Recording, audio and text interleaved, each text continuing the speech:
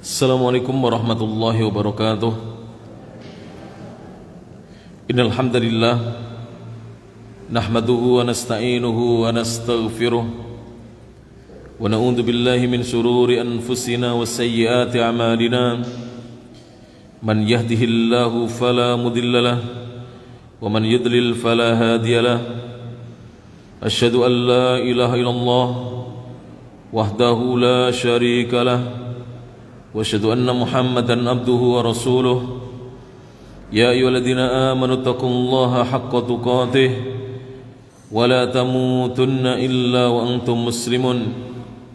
Ya ayyuhan nasu taqu rabbakumul ladzi khalaqakum min nafsin wahidah wa khalaqa minha zawjaha wa batha minhuma rijalan katsiran wa nisaa'a. واتقوا الله الذي تساءلون به والأرحام إن الله كان عليكم رقيبا يا أيها الذين آمنوا اتقوا الله وقولوا قولا سديدا يصلح لكم أعمالكم ويغفر لكم ذنوبكم ومن يطع الله ورسوله فقد فاز فوزا عظيما أما بعد فإن أصدق الحديث كتاب الله وخير الهدى هدى محمد صلى الله عليه وعلى آله وسلم وشر الأمور محدثاتها فإن كل محدثة بدعة وكل بدعة ضلالة وكل ضلالة في النار. Jamaah kajian rahimani Allah iyyakum, Bapak dan Ibu kaum muslimin dan muslimat yang dirahmati Allah Subhanahu wa taala, alhamdulillah kita bersyukur kepada Allah Subhanahu wa taala alladzi bi ni'matihi tatimmus shalihat, yang dengan nikmat dan karunia dari Allah Subhanahu wa taala kebaikan-kebaikan menjadi sempurna.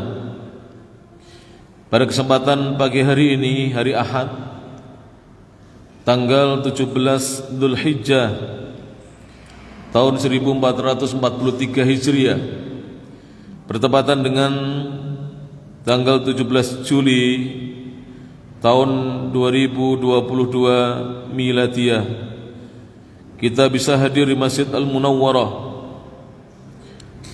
di masjid di antara rumah-rumah milik Allah Subhanahu wa taala, dalam keadaan sehat walafiat, untuk kita bersama-sama mengikuti kajian kitab tentang ilmu. Apa saja keutamaan ilmu, keutamaan mencari ilmu, dan juga keutamaan ahli ilmu, orang yang berilmu, seorang yang alim. Para jemaah rahmati Allah Subhanahu wa taala, kita lanjutkan kajian Kitabul Ilmi. Ibu-ibu ada yang memberi catatan sampai poin yang berapa sekarang kita? Yang ke-10 atau 11?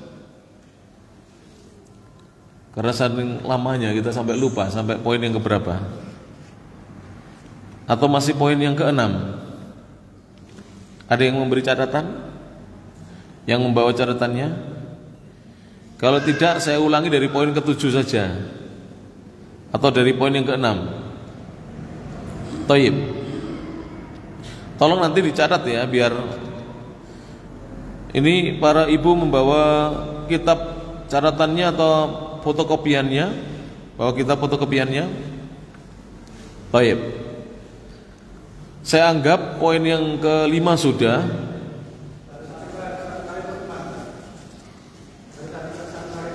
Gitu. Sekarang ke-6. Ya, insyaallah. Ya, jazakumullah khairan. Baik, sekarang poin yang ke-6 di kitab aslinya. Dan karena ibu-ibu sudah membawa kitab fotokopiannya, maka kita baca seluruh isi kitab ini. Halaman 7, as-sadisu, poin yang ke-6, berjudul Ajru Ta'limil Ilmin Nafi'i, pahala mengajarkan ilmu yang bermanfaat. La yanqati'u, tidak putus, ba'da mauti sahibihi, sesudah kematian orang yang memiliki ilmu tersebut.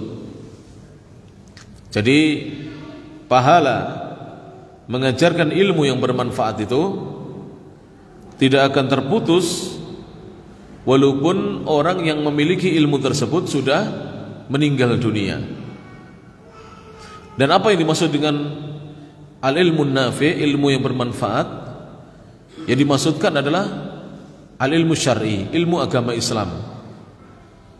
Yaitu kata Syekh bin Baz rahimahullah taala, ilmu kitabillah, ilmu tentang Al-Qur'an, wa ilmu sunnati Rasulillah sallallahu alaihi wasallam, dan ilmu tentang sunnah Rasulullah sallallahu alaihi wasallam. Jadi kalau kita ditanya apa yang dimaksud dengan ilmu yang bermanfaat, maka jawabannya adalah ilmu syar'i, ilmu tentang agama Islam, yaitu ilmu tentang Al-Quran dan sunnah Nabi sallallahu alaihi wasallam. Penulis mengatakan, kata beliau, an Abi Hurairah, dari Abu Hurairah radhiyallahu anhu, dari Abu Hurairah radhiyallahu anhu, beliau berkata, anna Nabiy sallallahu alaihi wasallam, sungguhnya Nabi sallallahu alaihi wasallam, qol, beliau bersabda, idza matal insan, apabila seseorang meninggal dunia, in qata'a anhu amaluhu, in qata'a maka akan terputus anhu darinya amaluhu, semua amalnya, illa kecuali min thalathatin, kecuali dari 3 amalan. Jadi Nabi SAW mengatakan, idza matal insan, apabila seseorang itu meninggal dunia, wafat, in qata'a anhu maka akan putus darinya amaluhu, semua amalnya tanpa kecuali, illa kecuali min thalathatin, dari 3 amalan yang tidak akan putus. Apa itu? Nabi mengatakan illa min shadaqatin jariyah, kecuali dari sedekah jariyah. Jadi amalan yang tidak akan putus sesudah kematian kita, orang yang mengamalkannya diantaranya adalah sedekah jariyah. Jadi kalau kita punya sedekah jariyah, maka walaupun kita sudah meninggal dunia, maka pahala amalan itu tidak akan putus, akan kita terus dapatkan walaupun kita sudah wafat meninggal dunia. Maka mudah-mudahan kita tergolong orang-orang yang dimudahkan untuk bersedekah jariyah. Termasuk sedekah jariyah itu adalah membantu pembangunan masjid, membantu pembelian dan pelunasan tanah wakaf. Jadi misalnya ada dibuka donasi pembelian tanah wakaf, apakah tanah itu nantinya digunakan untuk didirikan masjid di atasnya, ataukah didirikan pondok pesantren atau madrasah Islam, ataukah didirikan rumah sakit Islam, atau didirikan misalkan panti asuhan, atau digunakan untuk kemaslahatan umat, maka tanah ini menjadi sedekah jariyah. Siapa yang ikut membantu pelunasan dan pembelian tanah itu, maka dia tergolong bersedekah jariyah, insyaallah taala. Maka sedekah jariyah adalah amalan yang tidak akan putus walaupun orang yang bersedekah sudah meninggal dunia. Yang kedua, au ilmin yuntafa'u bihi, atau ilmu yang diambil manfaat darinya. Ini juga tidak akan putus. Oleh karena itu, para bapak dan ibu, ikhwan dan akhwat, kaum muslimin dan muslimat, apabila kita memiliki ilmu, apakah ilmu kita luas, banyak, ataukah ilmu kita sedikit, kemudian kita mendapatkan tempat untuk kita mengajarkan ilmu tersebut, untuk kita ajarkan ilmu tersebut, kita sampaikan ilmu itu, maka ini menjadi amalan yang tidak akan putus pahalanya walaupun nanti kita meninggal dunia.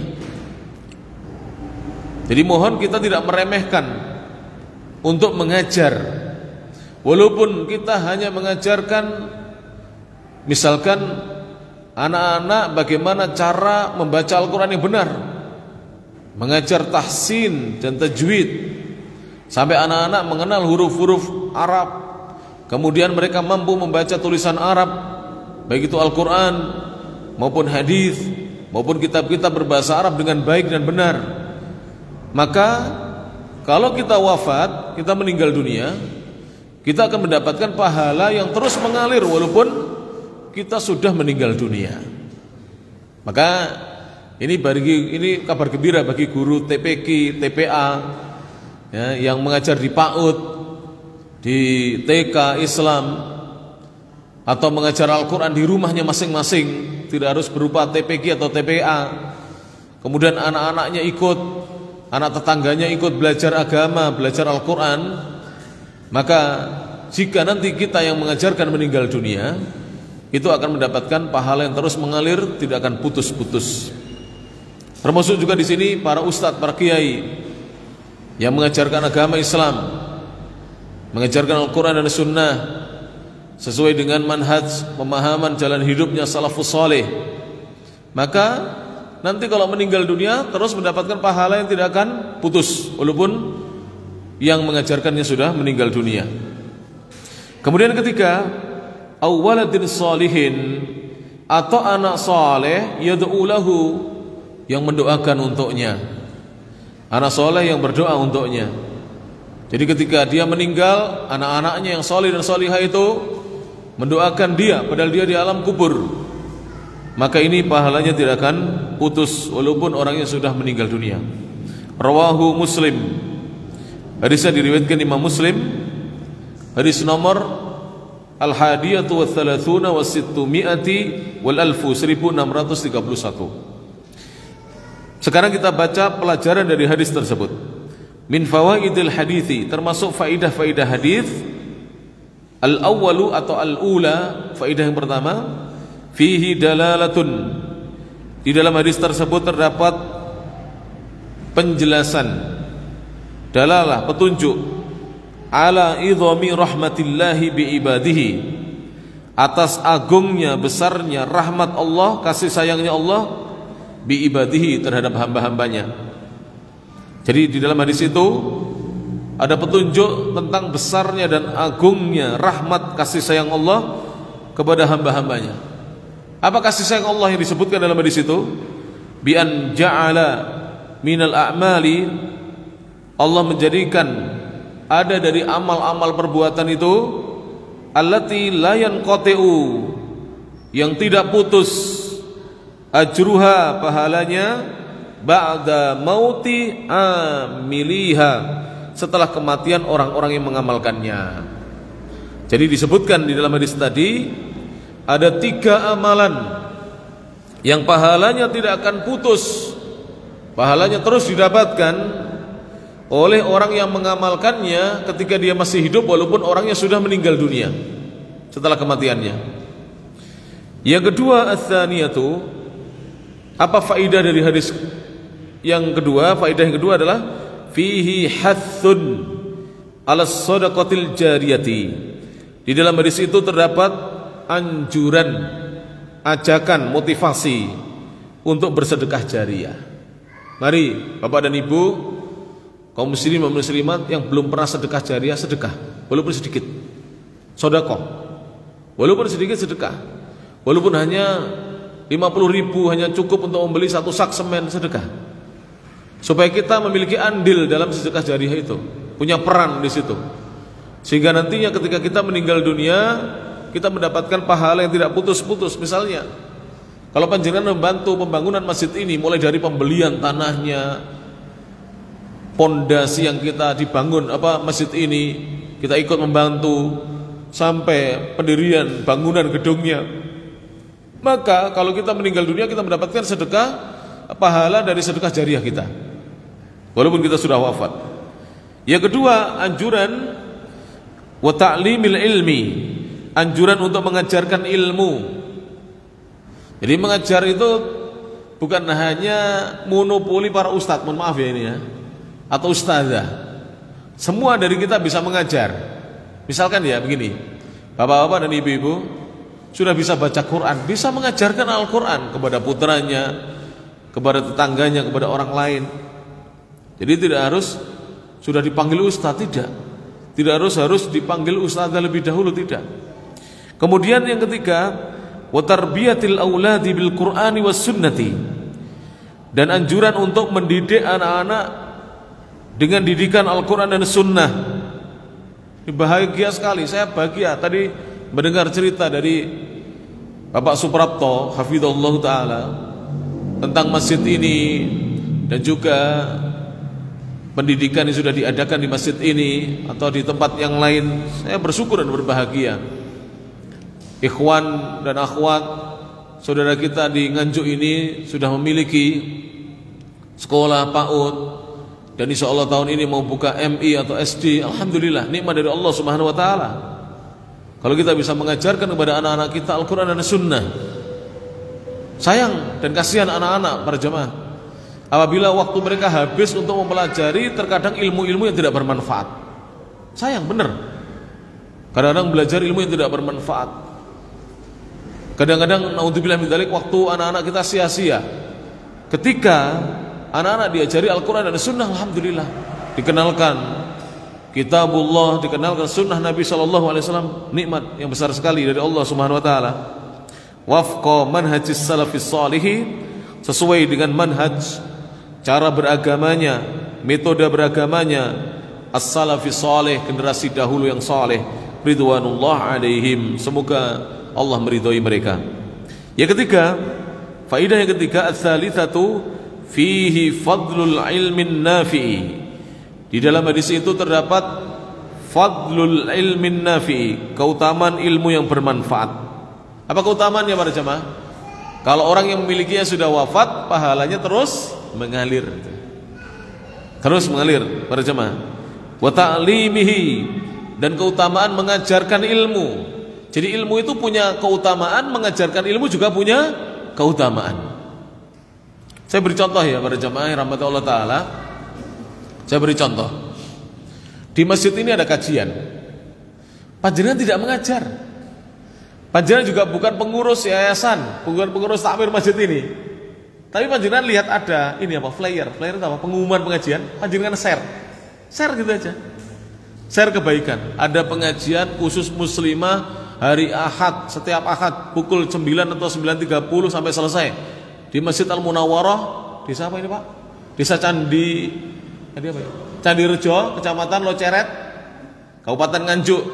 Kemudian ada yang datang satu Pak ke sini ikut pengajian. Besok lagi Ahad pengen datang lagi. Akhirnya rajin dari jamaah rutin di sini, seorang ibu. Itu sudah menjadi ilmu yang bermanfaat. Jadi tidak harus menunggu jadi ustadz atau kiai atau jadi pengurus masjid atau pengurus yayasan. Kita share kebaikan. Sebab apa?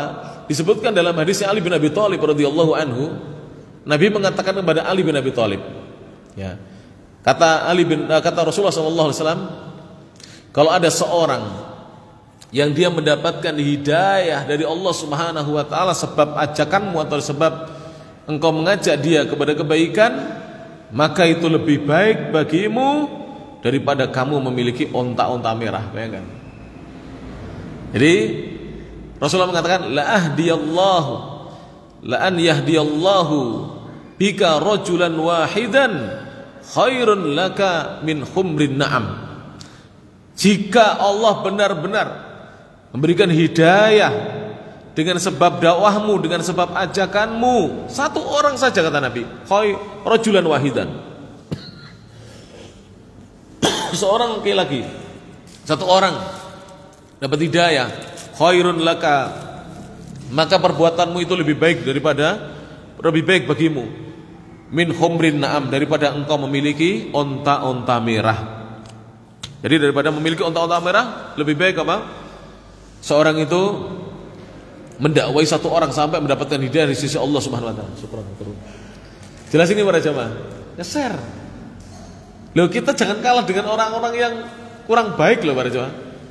Orang-orang kurang baik tuh, keburukan di share, mereka itu rajin nge-share keburukan.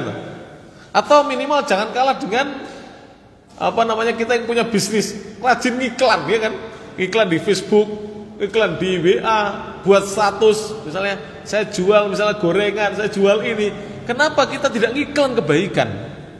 Tidak apa-apa ngiklan bisnis, silakan, bagus. Manfaatkan medsos itu untuk kebaikan, bukan ngiklan keburukan ya. Kita foto dagangan kita iklankan, kita promosikan, silakan. Tapi kenapa kita tidak iklankan kebaikan-kebaikan? Kadang-kadang kita lupa ya. Jangan lupa lo ya. Jangan terus bisnisnya terus di-share. Yang di-share sekali-kali pengajian, dapat pahala itu. Dapat pahala. Datang satu orang, gak perlu banyak orang, satu orang. Itu lebih baik daripada kita memiliki onta-onta merah. Dan saya pernah jelaskan di masjid ini berkali-kali mungkin ya. Saya lupa. Itu bahwa onta merah itu di Saudi itu hartanya orang Arab yang paling mahal ya onta merah. Orang Arab punya mobil Fortuner kecil itu Pak. Pajero itu kecil.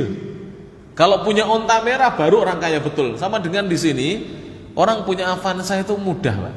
Punya R3 mudah. Tapi kalau punya perkutut harganya 500 juta ini baru orang kaya ini. Loh bener. Kalau perkutut harganya 500 juta, oh ini orang kaya. Orang ayam bekisar harganya 1 M baru orang kaya ini. Demikian juga orang Arab. Kalau punya onta merah mahal. Mau tahu harganya onta merah? Saya dapat cerita saja, belum pernah tanya harganya saya. Diceritani oleh teman-teman ketika saya di Saudi Arabia, onta merah paling murah itu 100.000 rial. Kalikan 4.000 berapa? 100.000 real kalikan 4.000 berapa? 100.000 itu 400 juta, itu paling murah. Bahkan ada yang harganya 1 juta real, berarti 4 miliar onta merah. Onta merah ini harganya di atas Mercy ini para jemaah. Lebih baik daripada kita memiliki harta yang banyak. Kemudian beliau mengatakan wa ajruhu, dan pahalanya, pahala ilmu yang bermanfaat dan pahala mengajarkan ilmu yang bermanfaat itu la yanqati'u, tidak akan putus. Walau qad mata sahibuhu, sekalipun sungguh telah meninggal orang yang memiliki ilmu tersebut. Walaupun orangnya sudah meninggal dunia, pahalanya tidak putus. Begini para jamaah ya, mungkin ibu-ibu ada yang jadi guru ya, atau bapak jadi guru ngaji, atau guru TK, guru PAUD, guru TPG. Panjenengan wafat, murid panjenengan tidak mengingat panjenengan, tidak masalah, tidak masalah, tidak diingat, tidak pernah datang ke rumah, ya, tidak pernah mendoakan mungkin. Tapi murid panjenengan mengamalkan ilmu yang panjenengan ajarkan, dia baca Quran, bahkan dia jadi guru Quran. Itu jadi ladang pahala yang tidak akan putus walaupun kita sudah meninggal dunia. Ini poin yang ke-6 ya, sudah paham ya para jamaah. Judulnya tadi adalah ajru ta'limil ilmin nafi'i, pahala ganjaran dari mengajarkan ilmu yang bermanfaat, layan qati'u, tidak akan putus, ba'da mauti sahibihi, setelah wafatnya orang yang memilikinya. Sekarang poin yang ke-7, as-sabi yang ke-7, innallaha yarfa'u ahlal ilmi wal imani. Innallaha, sungguhnya Allah, yarfa'u, Allah akan mengangkat ahlal ilmi, orang yang berilmu, wal imani, dan orang yang beriman, darajatihim, mengangkat derajat-derajat mereka, fit dunya, di dunia, wal akhirati, dan di akhirat. Jadi orang yang berilmu dan beriman itu derajatnya di dunia dan di akhirat diangkat oleh Allah Subhanahu wa taala. Qala Allahu azza wa jalla, qala Allahu, Allah berfirman, azza, yang maha perkasa, wa jalla, dan maha besar, dalam surah Al-Mujadalah, surat nomor 58 ayat yang ke-11. Sebelum saya lupa, saya ingin memberi titik pembahasan kita dalam bab ini. Jadi mengangkat derajat itu jangan difahami hanya Allah memberikan kepadanya keluasan rezeki saja, keliru. Mengangkat derajat bukan seperti itu. Ini yang menyebabkan sebagian orang malas belajar ilmu agama. Karena ada yang berpandangan atau memiliki pandangan bahwa belajar ilmu agama itu tidak menyebabkan kaya. Itu keliru, itu pandangan yang keliru. Alhamdulillah para jemaah, belajar ilmu agama di Indonesia ini ya, insya Allah menyebabkan seorang itu tercukupi di Indonesia ini, di Indonesia ya. Tapi di negara lain tidak berlaku itu.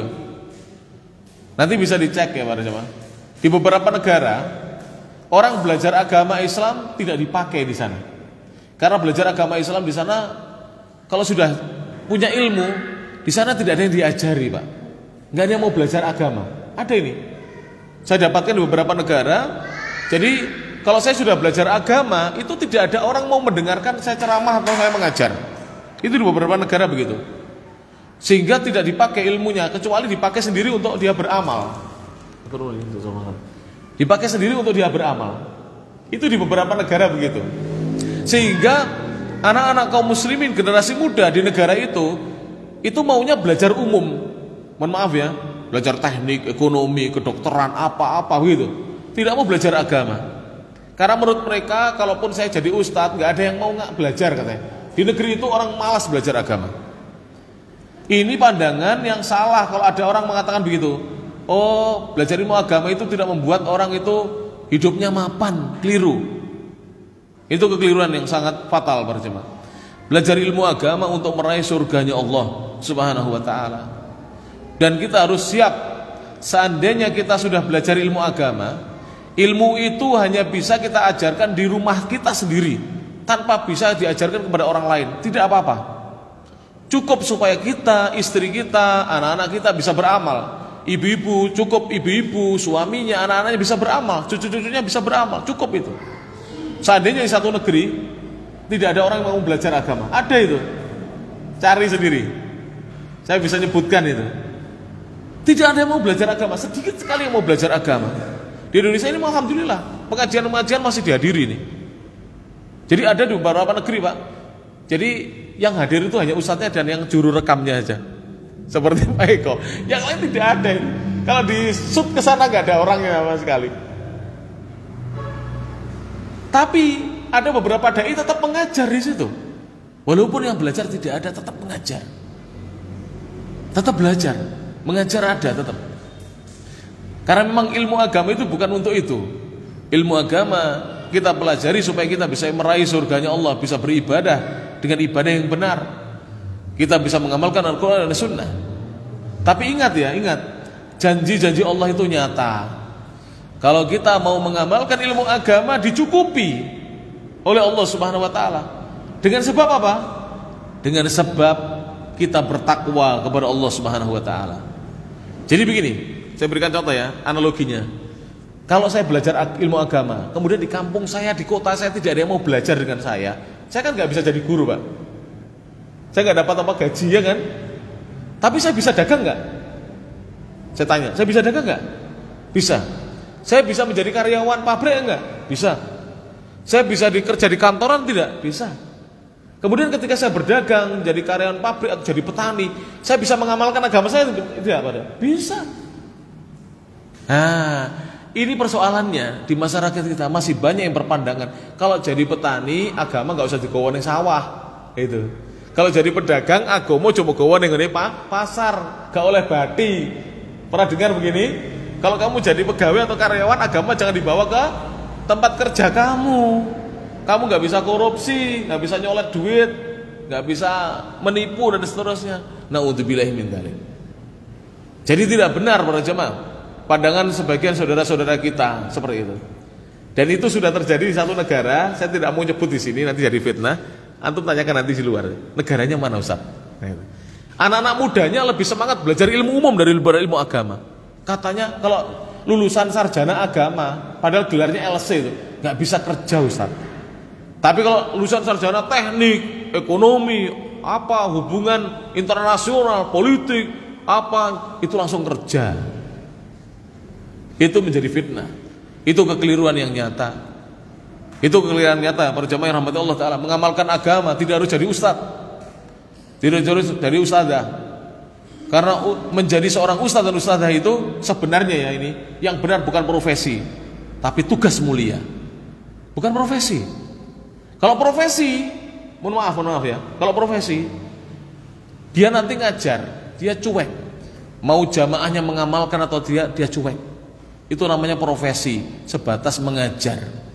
Oleh karena itu antum lihat, jangan lihat ya, di sekolah-sekolah yang tidak ditekankan bahwa mengajar itu adalah mendidik, itu nanti ibu gurunya itu ada di samping anaknya, misalnya ibu guru TK ya atau PAUD ngajar.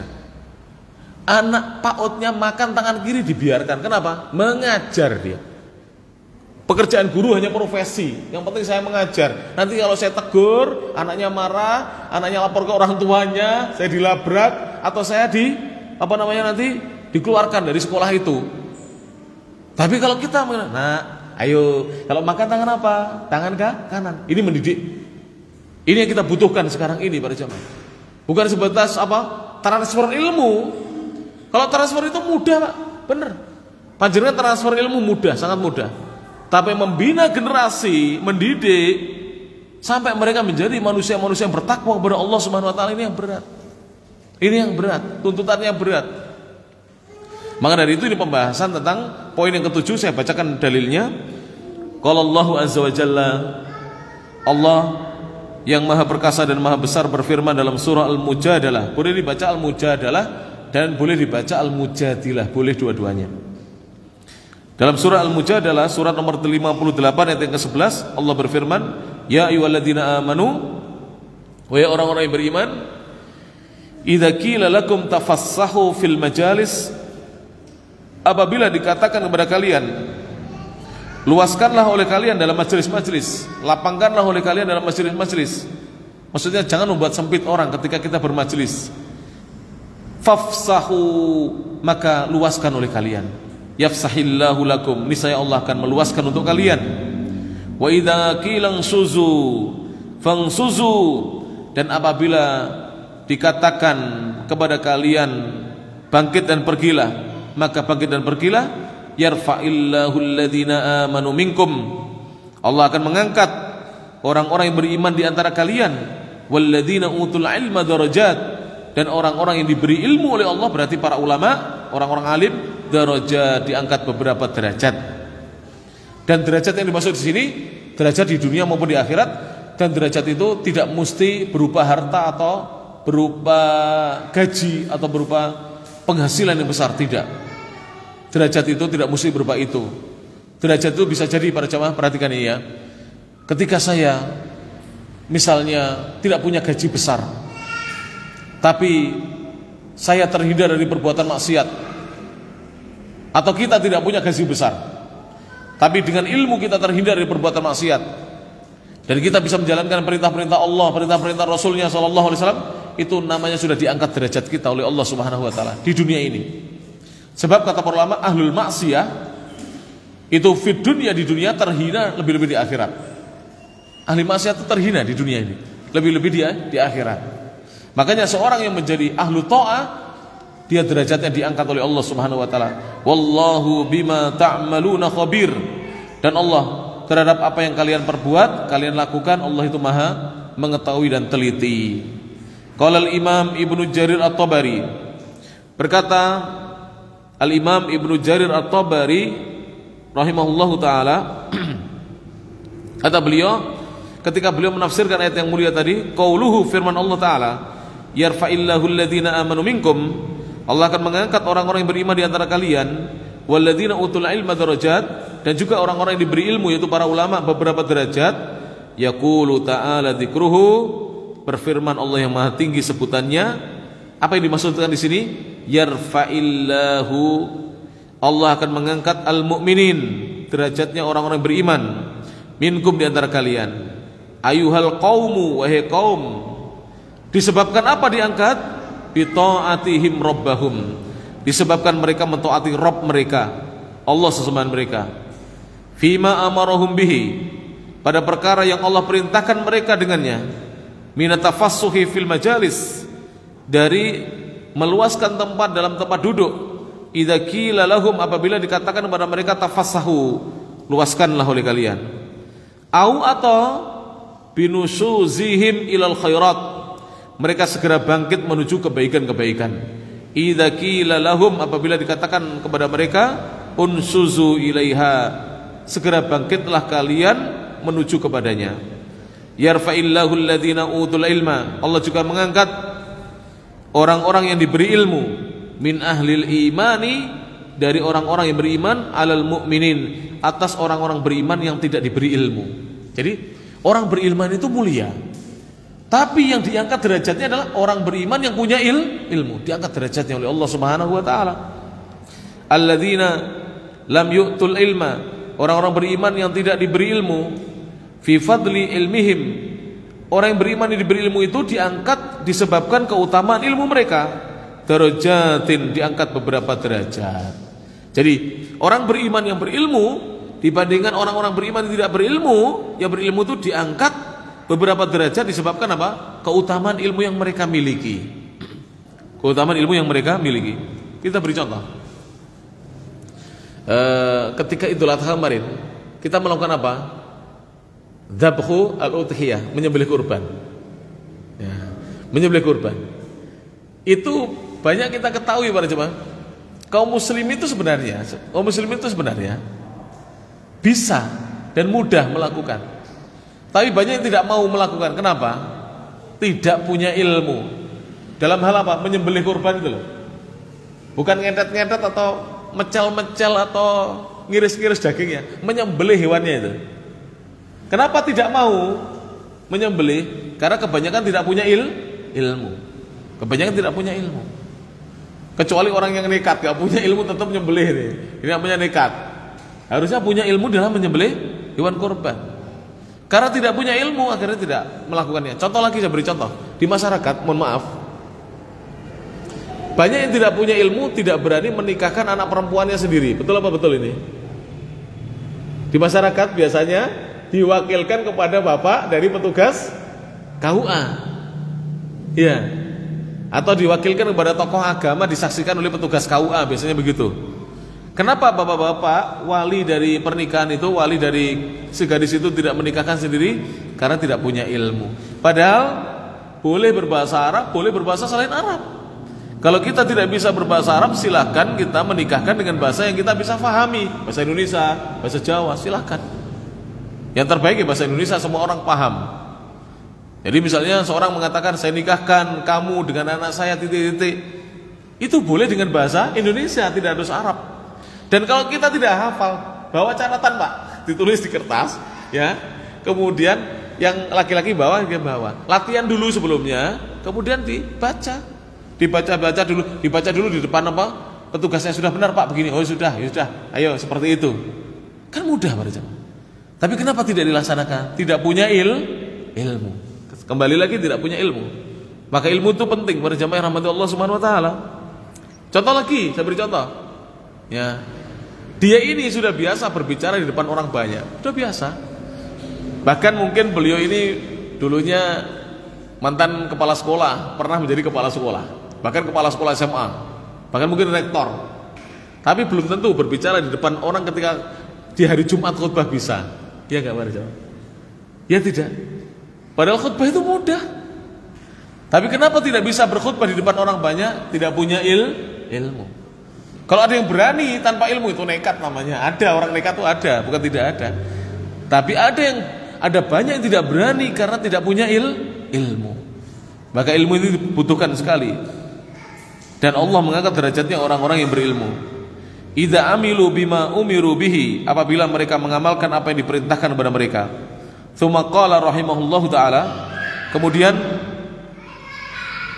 beliau, semoga Allah merahmati beliau, yaitu Ibnu Jarir At-Tabari berkata, wa qauluhu, dan firman Allah di akhir ayat tersebut, wallahu bima ta'maluna khabir, dan Allah terhadap apa yang kalian perbuat itu maha mengetahui. Yaqulu ta'ala dzikruhu, Allah berfirman yang maha tinggi sebutannya, wallahu bi'amalikum, dan Allah terhadap amal-amal kalian, ayuhan nasu, wahai sekalian manusia, dzu hibratin, Allah memiliki khibrah, pengetahuan yang teliti.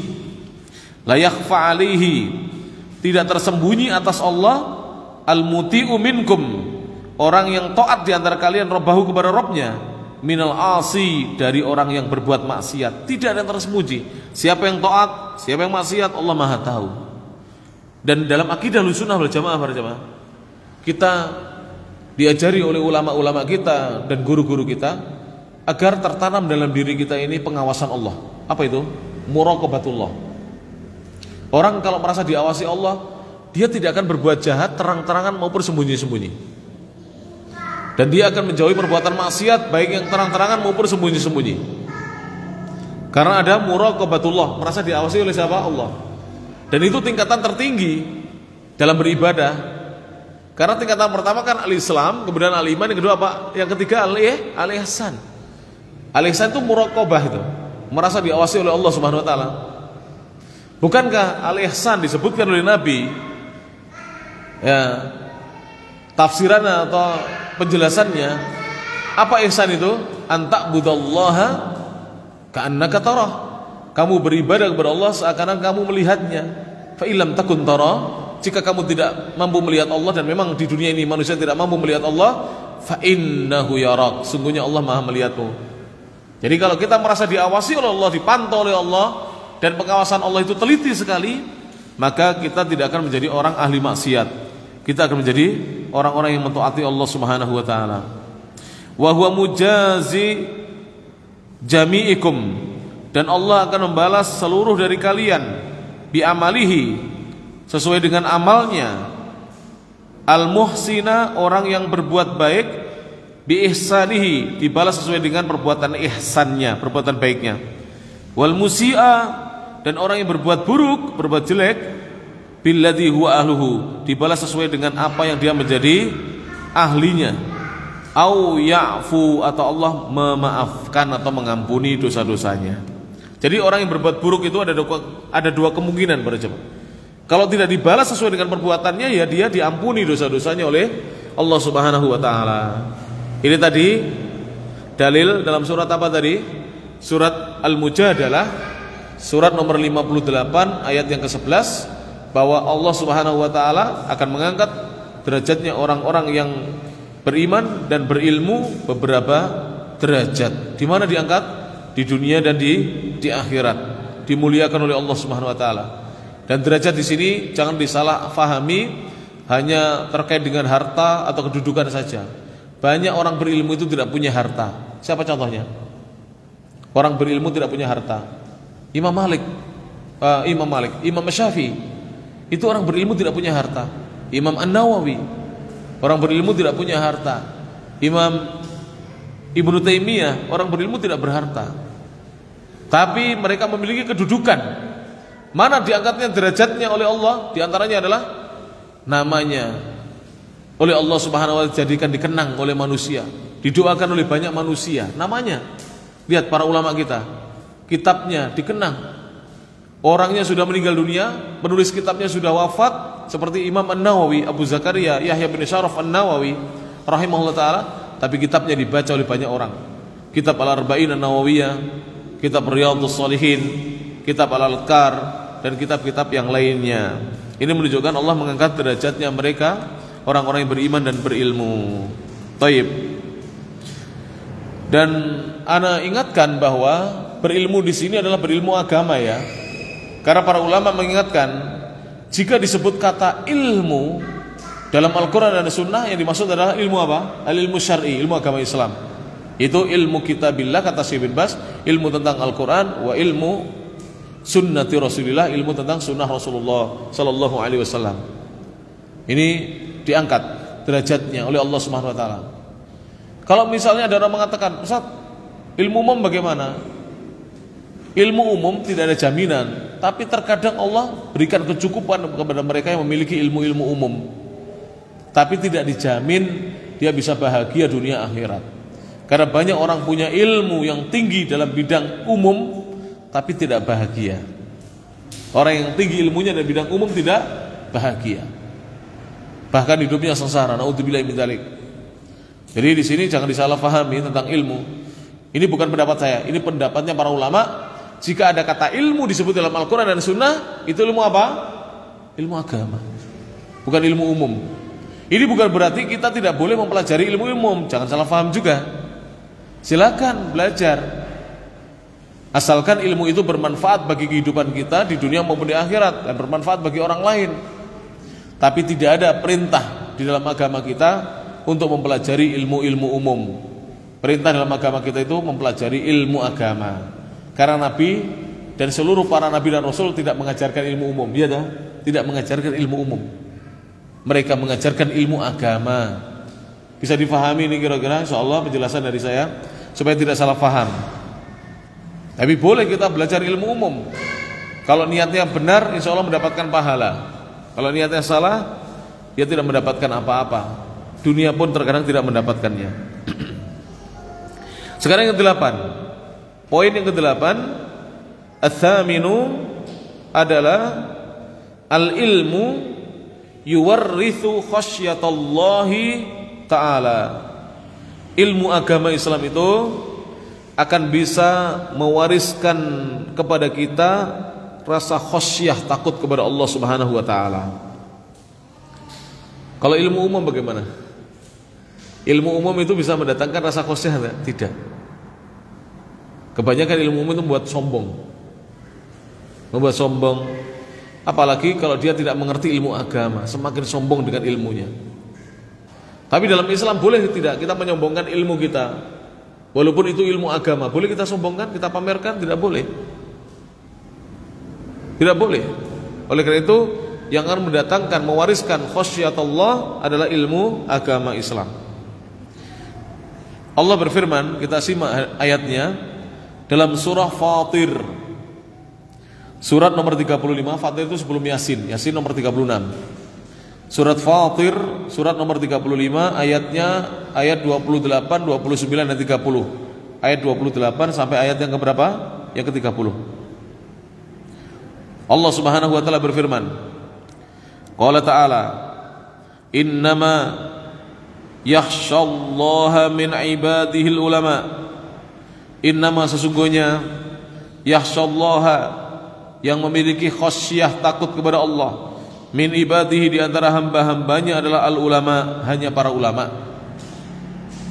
Ini bisa ditanyakan kepada ahli bahasa Arab. Kalau ada kata-kata innama, maka innama itu adatul hasr.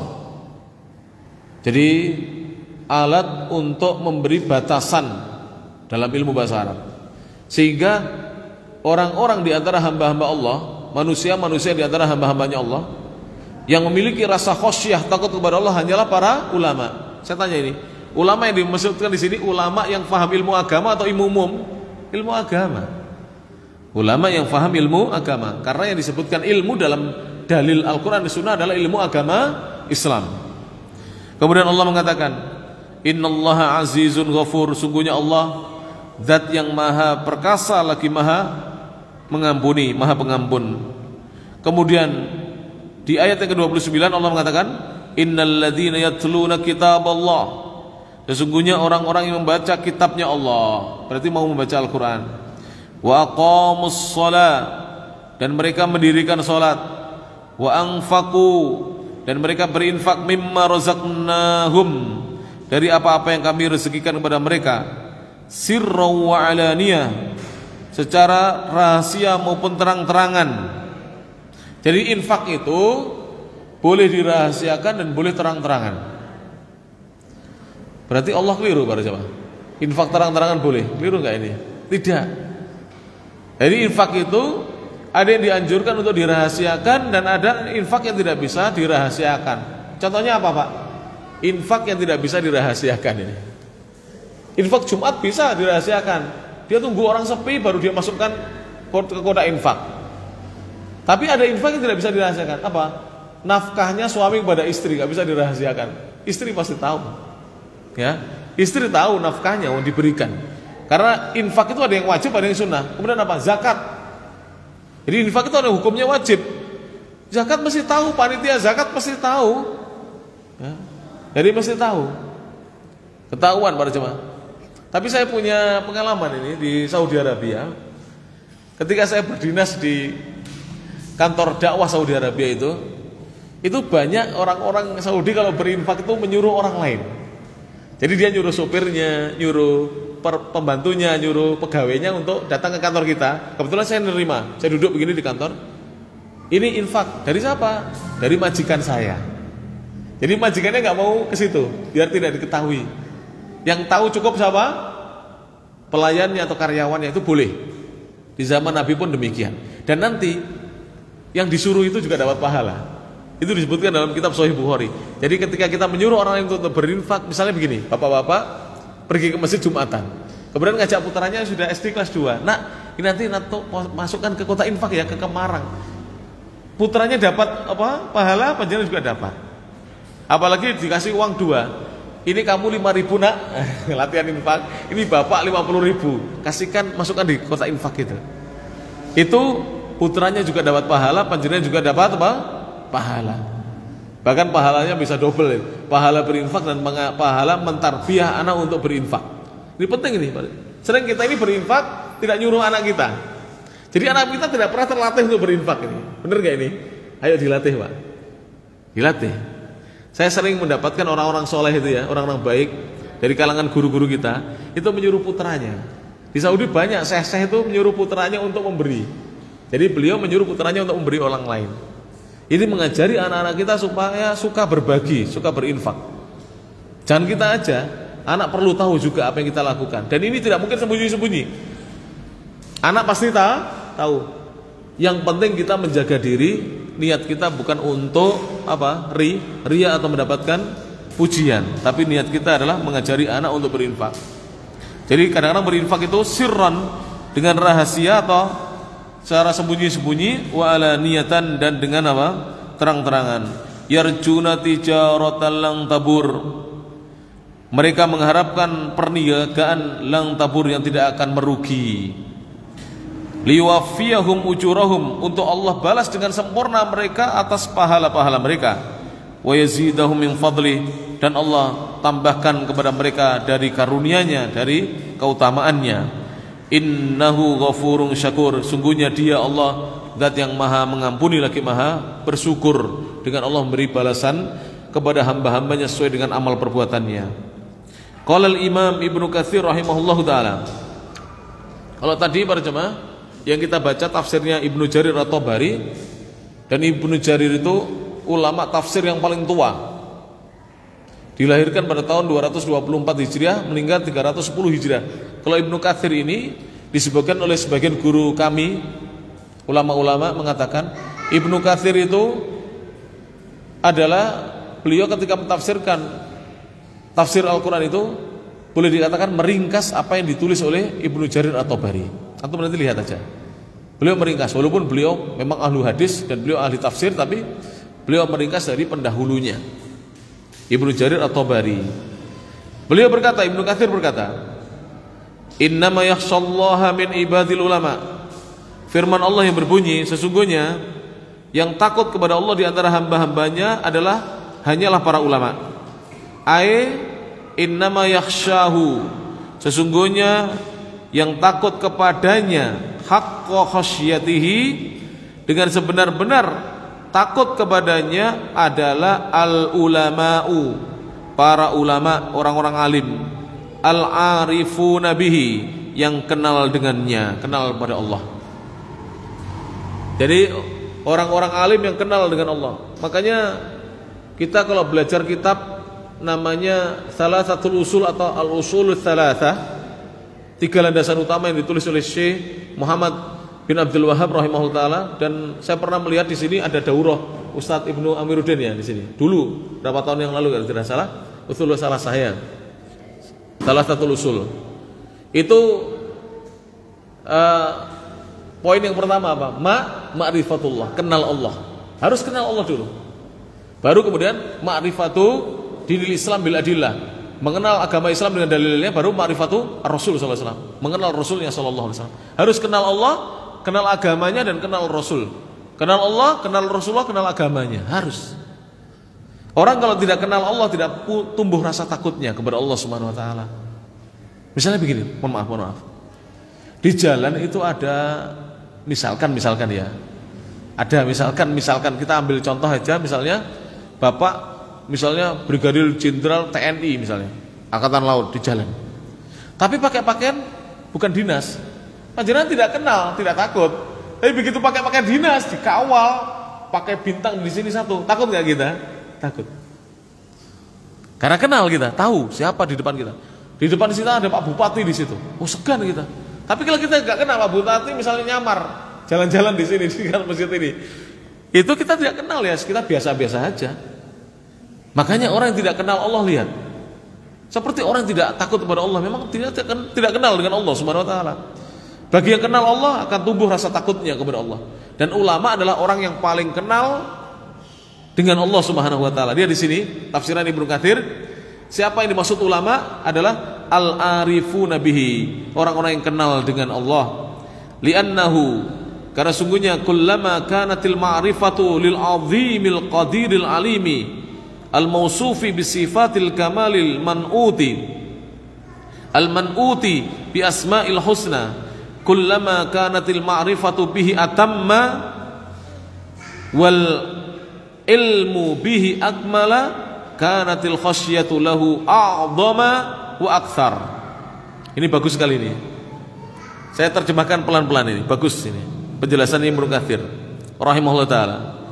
Li'annahu, karena sungguhnya kullama, setiap kali, kanatil ma'rifatu, mengenal, lil azimi, zat yang maha besar, yang maha agung, al qadir, yang maha berkuasa, al alim, zat yang maha berilmu, maha mengetahui, al mausufi, yang disifati bisifatil kamali, dengan sifat-sifat kesempurnaan, al manuti, dan disifati bil asma'il husna, dengan nama-nama yang maha indah.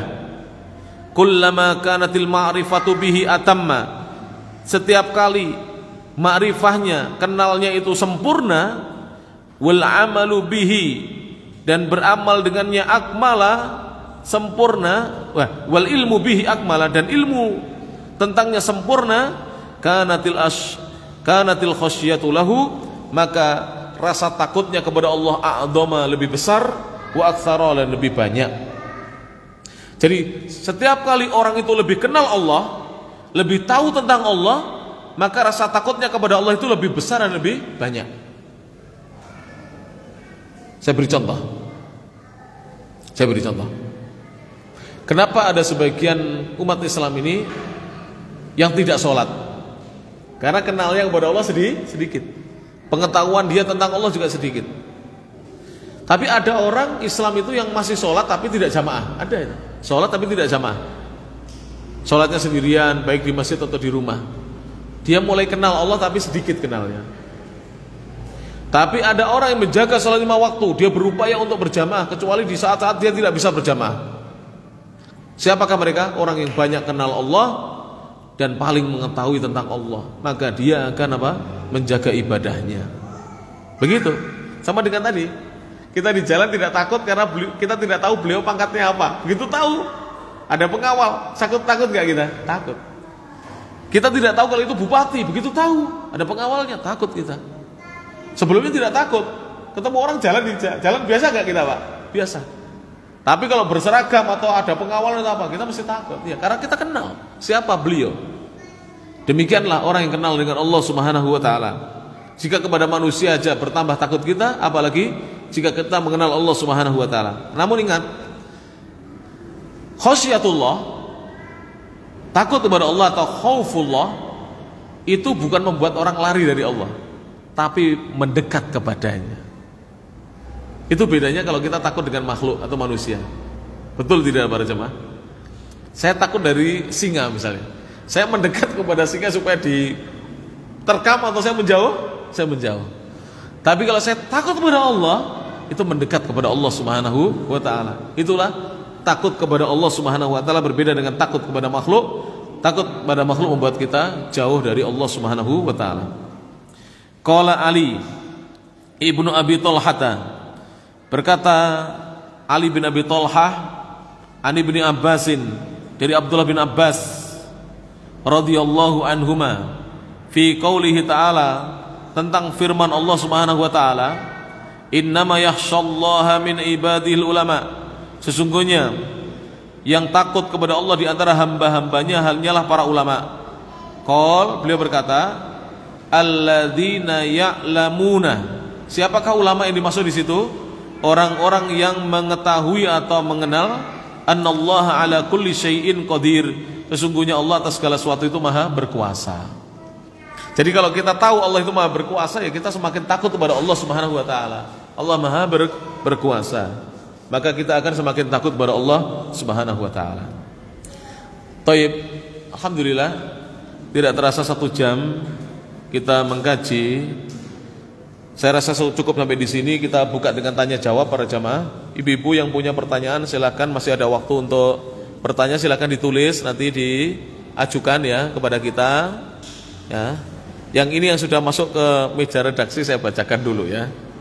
Yang sudah masuk ke kita. Saya bacakan dulu pertanyaannya. Yang masih punya pertanyaan silakan ya, silakan ditulis.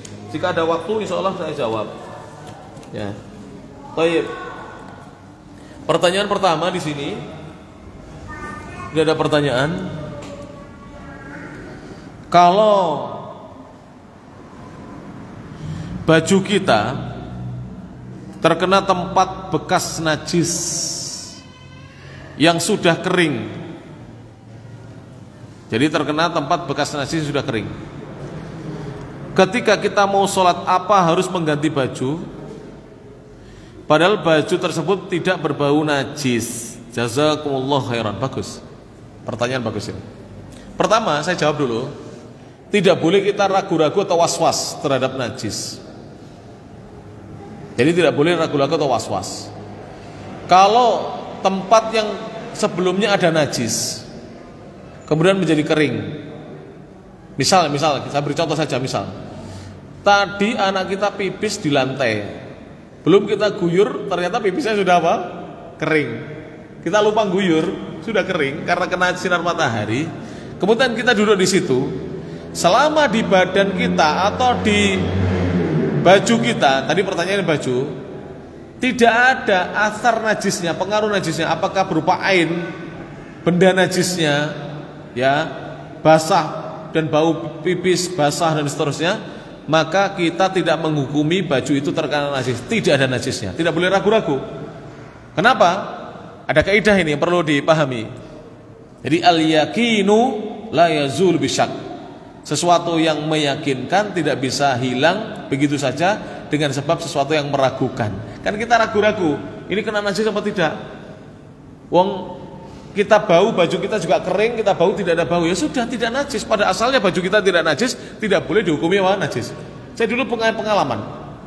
Ada salah seorang, sebenarnya beliau ini belajar agama, tapi ada was-was pada dirinya. Jadi kalau ada anaknya ya, putranya naik motornya dia, itu langsung motornya itu guyur dengan air. Kenapa? Dia khawatir anaknya bawa najis. Tidak boleh seperti ini. Selama kita tidak tahu ada najis di situ, baik airnya maupun bau najisnya, maka tidak boleh kita menghukumi itu najis. Kemudian sekarang, baju saya ini misalnya, saya tidak sengaja nempel ke tembok, plek gini, terus terkena najis, betul terkena najis. Jadi najis misalnya ya, di tembok itu biasanya ada kotoran cecak, itu najis walaupun sedikit. Kalau kotoran burung dara itu kotor tapi bukan najis. Bedakan ya. Kotoran burung dara itu kotor bukan najis. Itu pendapat yang rojih. Tapi kalau panjenengan mau kena kotoran burung dara, kering, gak ada masalah. Kalau basah, dicuci dengan air. Jadi yang diguyur apa? Yang najis ini tadi, diguyur sampai bersih, tidak ada bau, sudah dipakai bajunya. Jadi tidak harus baju itu diganti. Mana yang terkena najis itu yang dicuci saja. Apalagi kita tidak bawa baju ganti dan seterusnya, tidak perlu mengganti baju. Jelas ini para jemaah cara menghilangkan najis. Termasuk kalau kita ini sudah waktunya ganti baju misalnya, kena najis, itu sebaiknya yang kena najis itu segera diguyur itu Pak, supaya nanti tidak bercumpuk dengan apa? Baju-baju yang lain kemudian kita guyur jadi satu terkena najis. Itu cara kita membersihkan najis. Ini perlu diketahui. Supaya yang terkena najis, misalnya anak-anak kita ngompol di celananya diguyur dulu, baru taruh di tempat cucian. Jangan masih terkena najis dicampur dengan baju-baju yang tidak terkena apa? Najis. Ini kekeliruan. Sebagian ibu ceroboh dalam hal ini. Tidak, diguyur dulu sampai tidak ada air najisnya, kemudian kita taruh di tempat cucian. Wallahu a'lam bishawab. Insyaallah sudah dipahami ini ya. Kemudian pertanyaan yang lainnya, Bismillahirrahmanirrahim, apabila mengajarkan ilmu yang bermanfaat namun mendapatkan gaji, apakah tetap mendapatkan pahala mengajarkan ilmu yang bermanfaat? Tetap. Jadi ini yang perlu dijelaskan. Ulama sepakat bahwa mengambil gaji, bahkan sebagian ulama mengatakan bolehnya mengambil gaji dari mengajarkan ilmu. Tolong dipahami ini ya. Bolehnya mengambil gaji dari mengajarkan ilmu. Bahkan ada sebagian ulama yang berfatwa bolehnya meminta gaji dari mengajarkan ilmu. Misalnya, antum meminta saya ngajar di sini, terus saya minta, Pak, tolong saya diberi sekian, boleh itu. Tapi kalau tidak minta itu lebih baik. Entah dikasih berapa, terima saja, ikhlas karena Allah. Itu lebih baik. Tapi kalau minta boleh. Di zaman dahulu sebagian ahli hadis itu memberi harga 1 hadis sekian, 2 hadis sekian, 3 hadis sekian, boleh.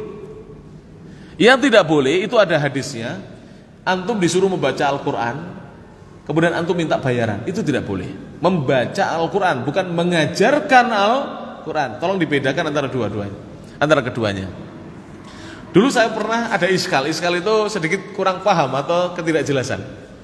Kenapa di Saudi Arabia itu muadzin imam digaji? Saya bingung waktu itu. Jadi muadzin dari imam kok digaji? Kalau di Indonesia kan tidak ada, kecuali sedikit masjid ya, ada yang digaji. Ternyata jawabannya saya temukan ketika guru kami ditanya, beliau menjawab kurang lebih ya jawabannya. Mereka tidak digaji karena mengimaminya atau mengadzaninya, tapi menjaga waktunya. Karena seorang imam dan muadzin itu harus menjaga apa? Waktu. Saya beri contoh. Panjenengan tahu security, satpam, security itu. Itu kerjaannya apa? Kerjaannya apa kira? Duduk saja, kadang berdiri saja, tidak ada pekerjaan yang lain. Tapi dia menjaga. Seorang menjaga itu berhak mendapatkan apa? Gaji dari petugasnya itu. Dan orang yang muadzin itu menjaga waktu, Pak. Tidak mudah menjaga waktu itu. Dia harus datang ke masjid sebelum orang datang. Dia harus menyiapkan sound systemnya dan seterusnya. Imam juga harus datang sebelumnya dan seterusnya. Jadi boleh mendapatkan gaji. Tapi saya belum mendapatkan fatwa bolehnya minta gaji. Saya jadi imam, Pak, saya minta 1 juta. Ini belum dapat fatwa saya. Mungkin ada yang dapat, nanti sampaikan kepada saya. Tapi kalau mengajarkan ilmu boleh meminta, Pak. Boleh. Tapi kalau di kalangan kita tidak etis. Wong yayasan yang masih kepan kumpis sampai minta gaji besar, ini kan ya tidak etis. Ini tidak etis banget. Misalnya, Pak, saya jadi guru MI di sini, saya minta gaji 4 juta, gak etis banget ini. Loh, sebenarnya Pak, mohon maaf ya ini. Ini jujur saya katakan, mohon maaf. Mudah-mudahan tidak ada yang tersinggung. Panjenengan bandingkan ya, mengajar di sekolah sunnah dan di sekolah yang bukan sunnah. Saya nggak mau merinci. Itu lebih besar gajinya di sekolah sunnah. Jujur aja saya katakan. Saya pernah ada seorang ngajar di SMP umum ya, SMP umum. Berapa gajinya? 250.000 sebulan. Di sekolah sunnah siapa 900, banyak mana? Banyak 900, tapi karena kita ngitungnya lihat yang atas 900 itu di bawah UMR jauh lah, ini keliru ini. Karena lihatnya UMR, lihat yang lain yang di bawah kita supaya kita bersyukur pada Allah Subhanahu wa taala. Bener lah. Di sekolah-sekolah sunnah lebih banyak, Pak. Ini saya dengar sendiri. Panjenengan tahu yang GTT itu loh, Pak. Ya Allah, ada yang pernah lihat itu di Pak Purnomo itu belajar baik gitu. Cuma digaji 250.000 sebulan, habis untuk bensin nggak cukup, akhirnya harus cari kayu bakar di hutan untuk dijual untuk bisa bensini. Di sekolah sunnah digaji misalnya sekian 400-500 itu lebih banyak dibanding yang lain. Tapi kita kadang-kadang kurang bersyukur pada Allah Subhanahu wa taala. Tapi seandainya ada yang meminta, boleh nggak para jemaah? Boleh. Lah pihak yayasan misalnya panjenengan punya yayasan Islam. Ini ada yang meminta gaji, sedangkan kita tidak mampu menggaji sesuai dengan permintaannya. Boleh ada tawar-menawar? Boleh. Saya mampunya gaji sampai 500.000, mau? Kalau mau, kita berjuang di sini bersama-sama, ingin mendapatkan ridho Allah dan pahala dari Allah, silakan. Kalau tidak mau ya biar mencari di tempat yang lain, begitu. Jadi tidak usah kita saling menyinggung ya. Jadi boleh menerima bayaran dari mengajar ya, ibu-ibu tolong bapak-bapak juga difahami. Boleh. Yang tidak boleh tadi hadisnya jelas.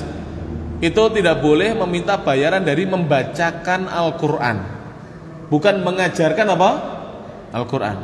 Dan ini yang salah difahami juga tentang mahar. Ini banyak yang laki-laki mahar membaca surat Ar-Rahman. Itu keliru ini. Yang betul mengajarkan surat Ar-Rahman. Baca hadisnya kembali.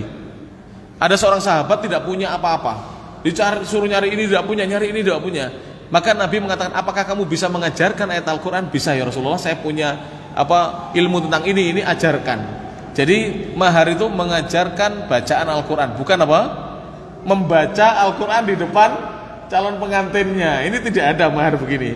Ini kurang sunnah, tidak ada sunnahnya para jamaah rahmatullah ta'ala. Jelas ini ya.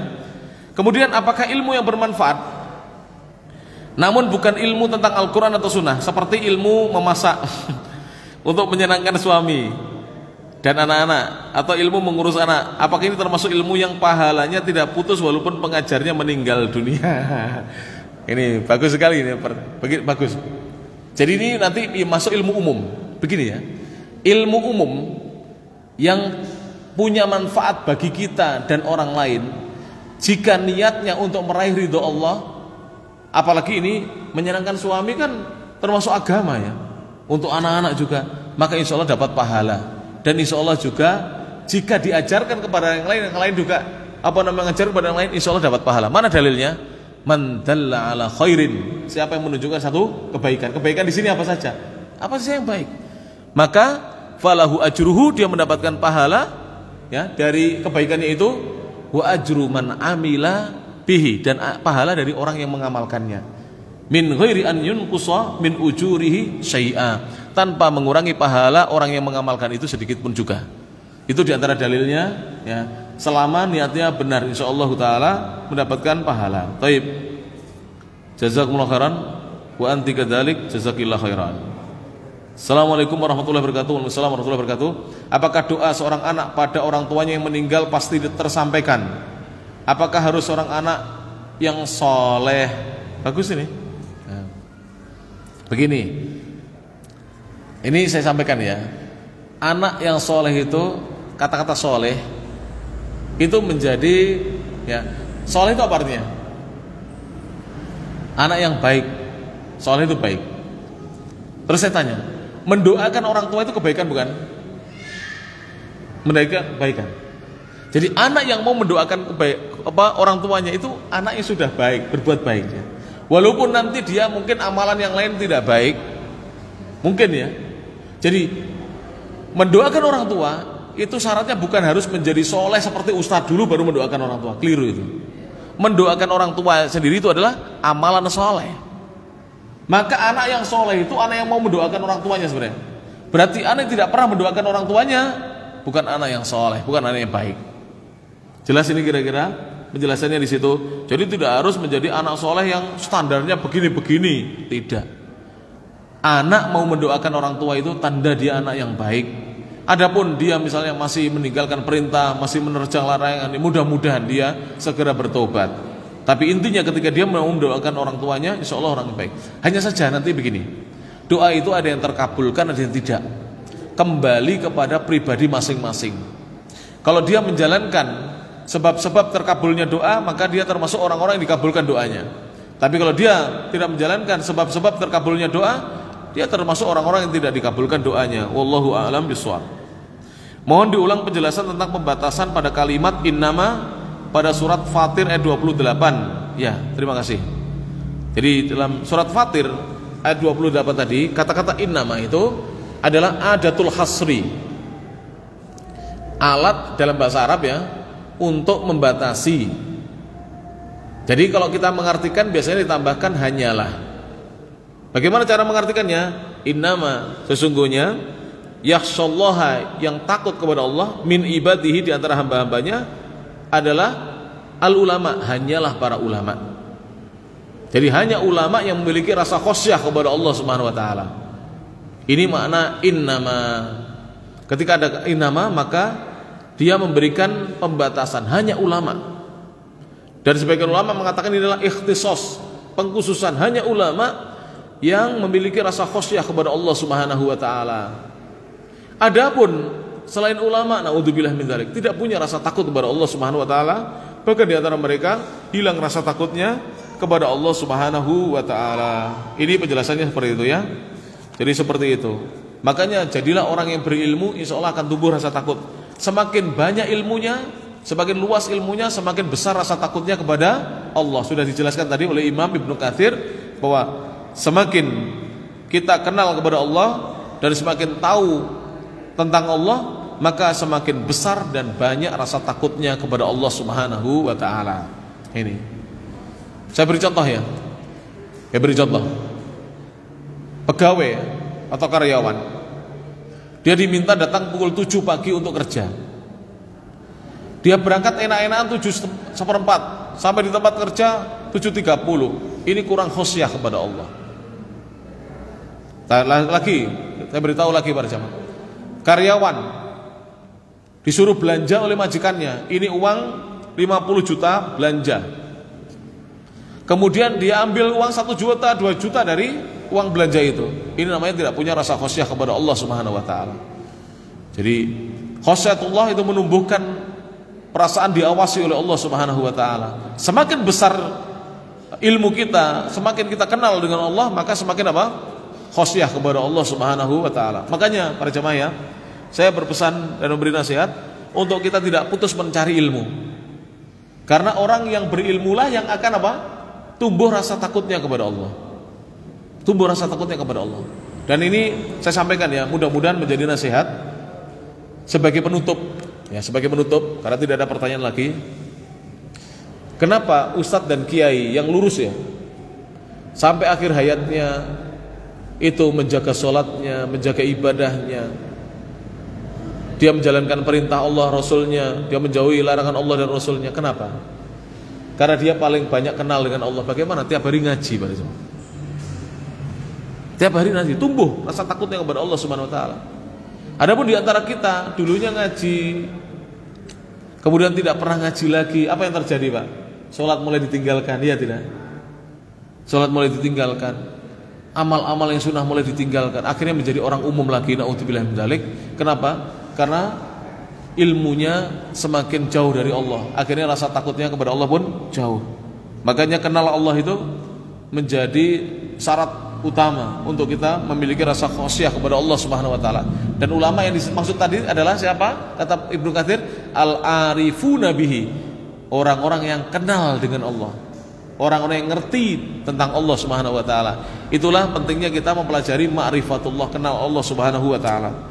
Dan alhamdulillah ya, setelah kita mengkaji kitab Thalathatul Usul itu, tumbuh rasa takut kita kepada Allah Subhanahu wa taala. Walaupun tidak diawasi manusia, kita tidak akan bohong, kita tidak akan menjadi pendusta walaupun tidak diawasi manusia. Ya toh? Antum misalnya masuk masjid ini, ada kota infak atau mungkin ada uang apa namanya tercecer di sini, enggak akan antum ambil. Kenapa? Tumbuh rasa khosyah kepada Allah Subhanahu wa taala ya. Kadang-kadang bahkan ada sebagian jamaah kita, Masya Allah Pak, karena ya, saya pernah mendapati di rumah saya ada tamu Pak. Tamu ini lupa kunci motornya. Di rumah saya ada tamu. Kemudian datang tamu lagi, ikhwan kita, langsung masuk itu, Ustadz ini kuncinya motor tadi masih tergantung. Coba kalau bukan orang yang seperti itu, bawa pergi Pak, kuncinya yang nyantol di situ loh. Bawa pergi nggak? Bawa pergi. Iya, dibawa pergi. Kenapa? Nggak ada khosyah kepada Allah Subhanahu wa taala. Demikian yang bisa disampaikan. Mudah-mudahan bermanfaat, kurang lebihnya mohon maaf. Akhirul kalam, subhanakallahumma bihamdik, asyhadu an la ilaha illa anta, astaghfiruka wa atubu ilaik. Wa akhiru da'wana alhamdulillahi rabbil alamin. Assalamualaikum warahmatullahi wabarakatuh.